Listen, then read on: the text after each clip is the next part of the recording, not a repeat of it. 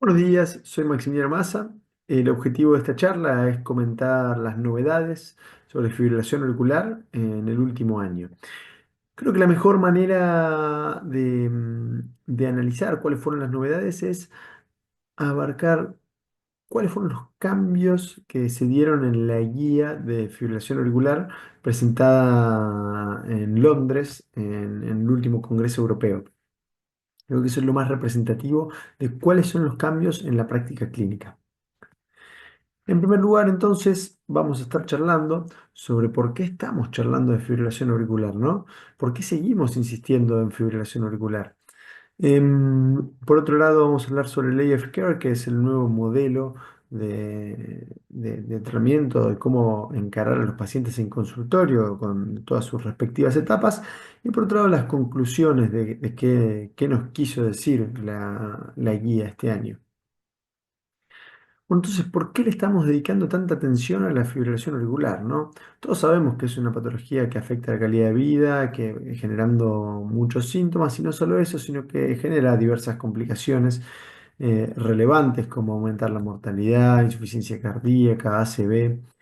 Pero esa no solo es la causa por la cual se sigue insistiendo en la patología, sino que es una patología que viene con un crecimiento exponencial, no solo por una mayor detección, sino porque tenemos una población que es cada vez más longeva y va a seguir siendo cada vez más longeva. Se calcula que para el 2060 se va a duplicar la incidencia de fibrilación auricular. Hoy en día, uno de cada cinco personas tiene fibrilación auricular. En pocos años vamos a estar hablando de uno de cada tres personas. Y esto implica un gran costo en los sistemas de salud. Entonces, se cambió el modelo de tratamiento en los pacientes con fibrilación auricular en el consultorio. Antes hablábamos del ABC. El A abarcaba todo el riesgo trombótico, la B el control de síntomas y de ritmo, ¿no? El control de frecuencia y de ritmo para manejar los síntomas, y la C abarcaba toda la parte del control de comorbilidades y factores de riesgo. Ahora, AF Care, ¿qué nos quieren decir con esto? En primer lugar, insisten en que va a ser un tratamiento centrado en el paciente. En segundo lugar, es un cambio estructural, que antes hablábamos de ABC y la C era control de factores de riesgo, y ahora la C se coloca en primer lugar.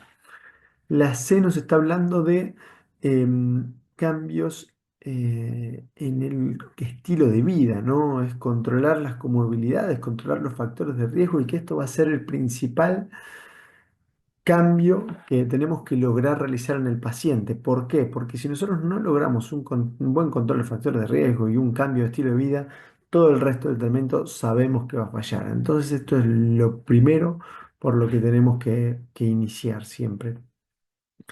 La A nos habla de riesgo antitrombótico, la R de la reducción de síntomas mediante el control de ritmo y de frecuencia.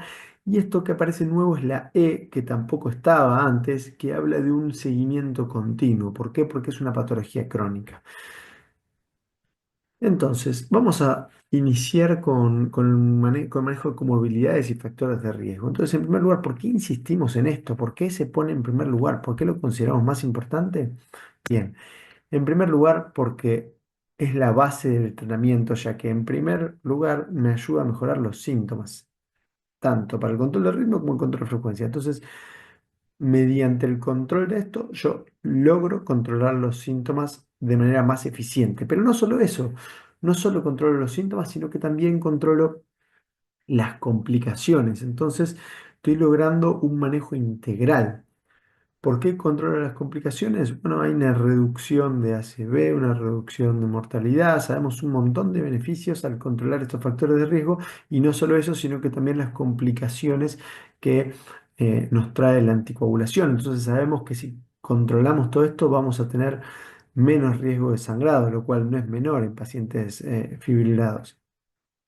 Vamos a marcar dos detalles nomás en este punto, que es pasaron a ser de 2 a 1, a clase uno, el control de la ingesta de alcohol y el ejercicio. Entonces, Hoy en día todo el control de casi todos los factores de riesgo y comorbilidades son clase uno, exceptuando la apnea obstructiva del sueño y la cirugía bariátrica para control de ritmo, que, que no tienen la suficiencia de evidencia en este momento. Tal vez la cirugía bariátrica porque ya el paciente está pasado en esos casos, pero bueno, esos son los dos que tienen menos evidencia.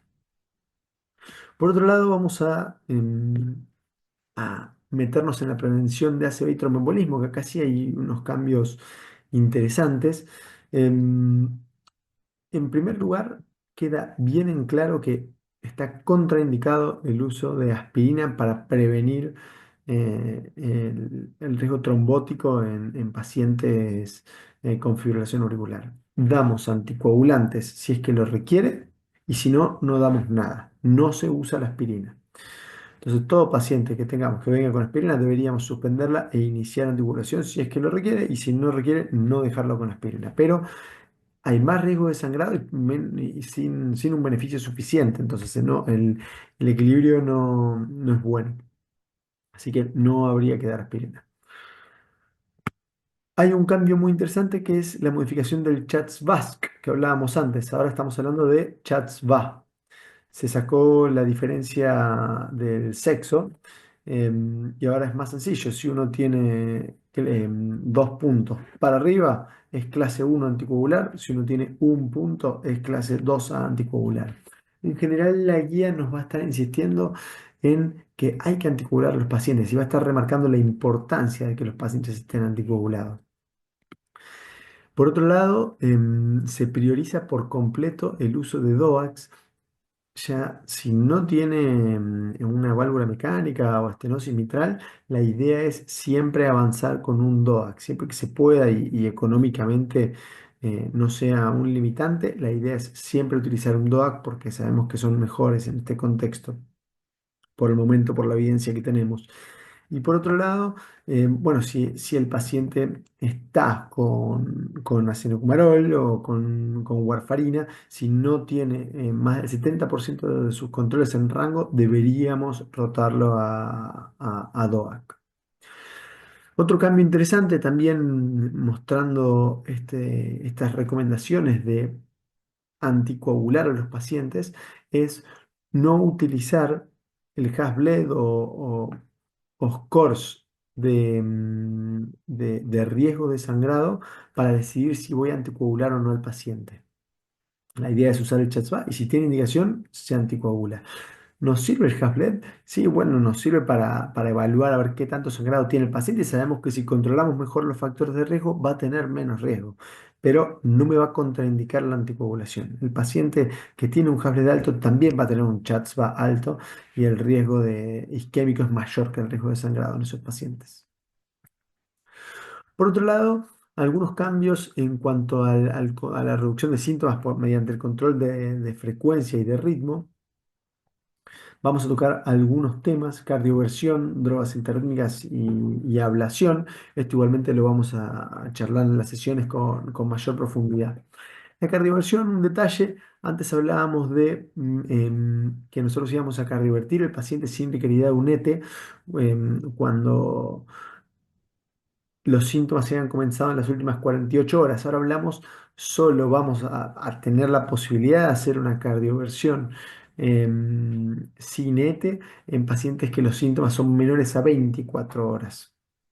Se cree que hay riesgo de una embolia después de la cardioversión y que es innecesario asumir ese riesgo. Se puede hacer control de frecuencia o directamente hacer el ETE y la cardioversión. Y después, en segundo tiempo, si hacemos el control de frecuencia, en segundo tiempo el control de ritmo, ¿no?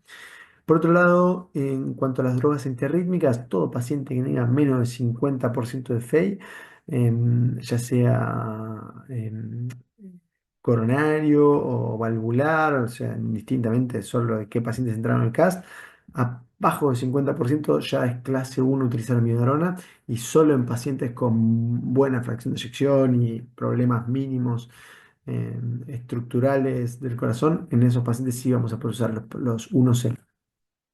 Y en cuanto a la ablación por catéter, bueno, ya vamos a ahondar en esto en vivo, pero se está planteando la ablación como primera línea cada vez con más fuerza, ya que cada vez los trabajos muestran más y más beneficio de que ablacionar antes hace que al paciente le vaya mejor, ¿no? Entonces, en fibrilación auricular paroxística, esta clase uno ya proponerle al paciente, es importante la shared decision making, ¿no? Proponerle al paciente que existe la posibilidad de hacer la ablación de primera línea y en fibrilación auricular persistente se puede llegar a plantear al paciente que lo desee.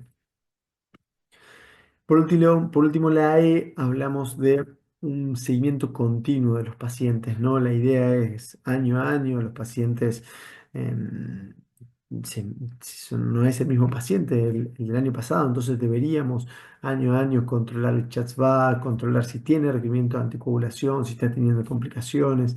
La verdad es que si requiere una ablación, si tiene un buen control de ritmo, si hace falta que esté con antiarrítmicos en este momento o no, pero la idea sería que inicialmente a los 6 meses, pero después anualmente por lo menos vayamos haciendo un control bien en detalle de todos los aspectos de la fibrilación auricular.